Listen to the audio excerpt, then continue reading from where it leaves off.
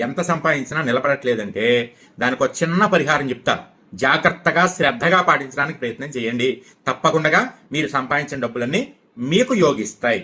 అంటే వచ్చిన డబ్బులు ఖర్చు అయిపోవడం కాకుండా మీరు అనుభవించడానికి అవకాశం ఉంటుంది. వీలైతే కనుక అందరూ కూడా ఇంట్లో తమలపాకు తీగని పెంచుకోండి. ఎలా పెంచుకోవాలో తెలుసా? ఇంటి ద్వారబంధం మనం మామిడి తోరణం కట్టినట్టుగా ద్వారబంధానికి తమలపాకు తీగ పాకేసేయచ్చు, ఇబ్బంది ఏం లేదు. అదే తమలపాకు తీగ నుంచి రోజు ఒక తమలపాకును కోసి కాస్త గంగా సింధూరంతో శ్రీరామ అని దాని మీద రాస్తే, గంగా సింధూరం అంటే తెలుసు కదా, ఆంజనేయ స్వామి బొట్టు రంగునే వేసుకుని చొక్కా కలర్లో ఉంటుంది. ఆ బొట్టు చక్కగా దాంతో రాసి ఆంజనేయ స్వామి వారి యొక్క ఫోటో దగ్గర పెట్టి ఓం హరిమర్కట మర్కటాయ నమః అనేటటువంటి నామాన్ని వీలైనన్ని సార్లు చదువుకోండి. ఆంజనేయ స్వామి వారి యొక్క అనుగ్రహం వల్ల మీ దృష్టి దోషాలు, నరఘోష, నరపేడ లాంటివి తగ్గి మీరు సంపాదించిన డబ్బులు మీ ఇంట్లో నిలబడతాయి. ఇంట్లో రోగాలు తగ్గుతాయి, కష్టాలు తగ్గుతాయి.